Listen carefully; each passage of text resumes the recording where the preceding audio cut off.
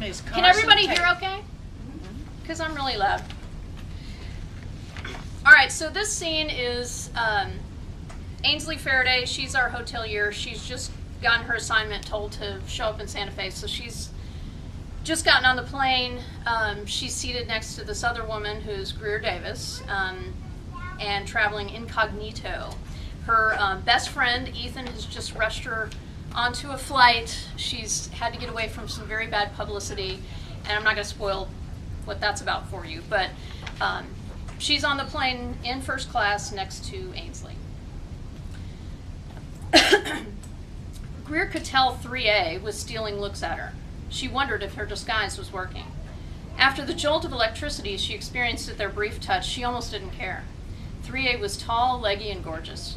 Her sharp features were made prominent by her luscious caramel-colored hair that was pulled into a tight braid. On some, the look would be severe, but on her, it was positively regal. She was tall, and not just because of the 3-inch slingback she was sporting. From where Greer sat, 3A was all leg.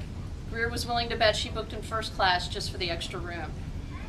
But the most impressive thing about her was her eyes, hooded baby blues. Not what you'd expect with her light brown hair. Idly wondering if 3A colored her hair, Greer chided herself. She'd probably need to color her own if she was going to be out in public again anytime soon. This wig thing wasn't going to work for long. She could already feel it slipping like a bad toupee.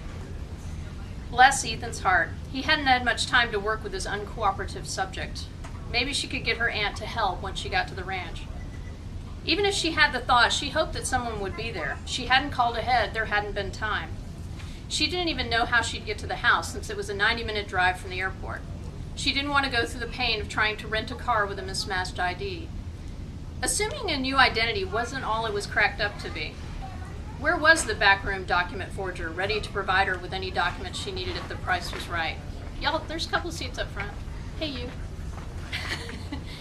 How does anyone even find those people anyway? Damn. She should have taken the time to call her agent so he could arrange things. Greer was rambling and she knew it, a sure sign her life was spinning out of control. The only saving grace was the rambling was internal. 3A would think she'd lost her mind if she could hear Greer's internal fussing. Ainsley Faraday, nice to meet you. Greer nearly fell out of her seat. She couldn't muster up enough composure to do anything other than stare at the hand that 3A extended her way. Her mind was flooded with Ethan's voice. The minute you get on the plane, put these earphones on and open this book to the middle and start reading as if your life depended on it. Do not talk to anyone. Well, where was Ethan now when his advice was worthless? He hadn't prepared her for the friendly seatmate, who happened to be gorgeous. Greer felt the seconds painfully tick away, and she finally forced herself to speak. Hi, nice to meet you too. Excellent, she thought. She'd spoken, out loud even, and bought herself another second or two to come up with a name. Picking a name shouldn't be hard. She should just pick something, anything. The more she focused on the task, the harder it became. And what should I call you? This Ainsley was relentless. Name. Greer closed her eyes for a second and vowed she'd be inspired by the first thing she saw the moment she opened her eyes.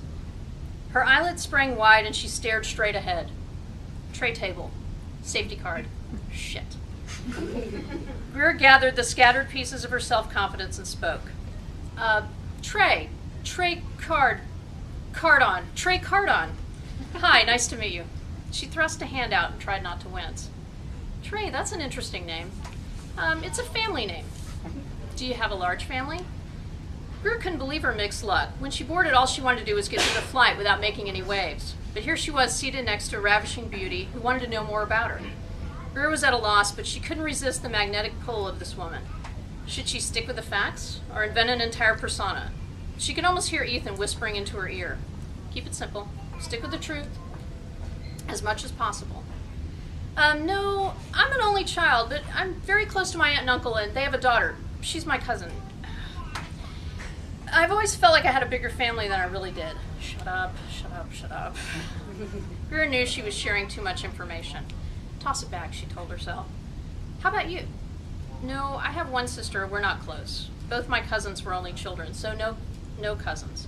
Both my parents were only children, so no cousins. That would be weird. Are you close to your cousin? Greer realized with every answer she gave, she was digging a deeper hole. By sharing personal facts, she was doomed to continued conversation. She searched her mind for a logical way out. She could see nothing. Suddenly she had a thought. A way to shut 3A up without saying something rude. It had to work.